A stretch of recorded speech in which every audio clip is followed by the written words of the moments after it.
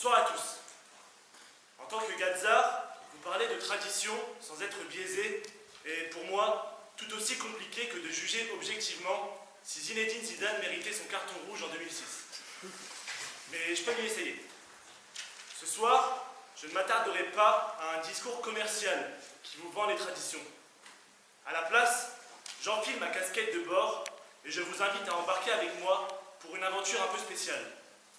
Nous allons naviguer ensemble à travers les océans du temps et des cultures et explorer différentes traditions sur le globe. Certaines résisteront aux vagues du changement, tandis que d'autres se réinventeront sous l'effet des marées modernes.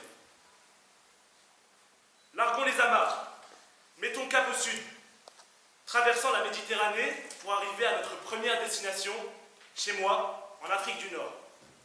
Assalamu alaikum. Mon père nous récupère au port d'Alger, babouche aux pieds. Nous sommes dans une rue animée en bas de chez moi et croisons des habitants vêtus de djellaba. La djellaba est un héritage, un symbole de liberté et de fraternité, et surtout une marque d'appartenance à une communauté. Ces hommes et ces femmes, marchant fièrement sous le soleil, nous rappellent que chaque pli, chaque couture porte l'histoire des peuples qui ont traversé ces terres, des ruelles de Casablanca au marché de Tunis. Je m'égare. Remettons la mosquée au centre du village. Allons dîner chez moi. Ma grand-mère a préparé le repas. Pour l'anecdote, elle a rencontré mon grand-père le jour de leur mariage. C'était un mariage arrangé. À première vue, cela n'est pas évident, mais ils s'aiment.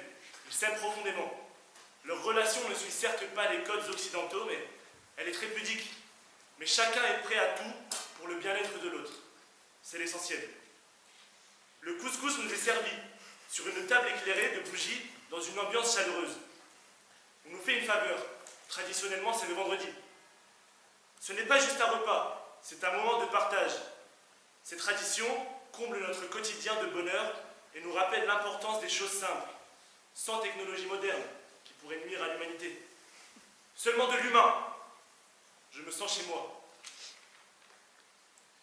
Levons l'ancre et mettons cap à l'est. Ohayou gozaimasu, direction le Japon.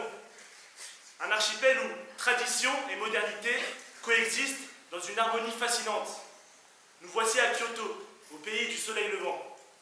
À notre arrivée, l'air frais du matin est empreint d'une quiétude presque palpable. La cérémonie du thé nous attend. Chaque geste, du froissement du kimono à la lente préparation de la boisson, est impressionnant. Tout est une invitation à la sérénité, à la contemplation. Au détour d'une rue, nous arrivons à un tournoi de sumo. Les lutteurs, massifs et imposants, se préparent pour leur combat. Je ne peux m'empêcher de m'enjailler face à un tel spectacle. On se croirait dans les meilleurs mangas qui ont bercé mon enfance et qui me bercent jusqu'à présent en réalité. Pour finir, nous nous arrêtons quelques instants sous un cerisier en fleurs. Nous observons, émerveillés, le paysage autour de nous. Ce tableau est une belle leçon de vie en réalité. Tels des pétales de sakura qui tombent pour laisser place aux nouvelles, certaines traditions devraient céder leur place pour permettre une évolution. Nous continuons notre voyage. Bon dia, direction Brésil, pays du football. Nous arrivons en plein cœur du traditionnel carnaval de Rio. Il s'agit d'un mélange de cultures, une célébration de la musique, de la danse, mais aussi des racines africaines. Les danseurs et les danseuses aux costumes flamboyants nous éblouissent de leurs mouvements et nous donnent envie de les rejoindre. Nous rencontrons Samantha, une danseuse afro-brésilienne qui, chaque année, se joint à un groupe de samba représentant l'histoire des esclaves noirs. Ce n'est pas qu'une simple danse.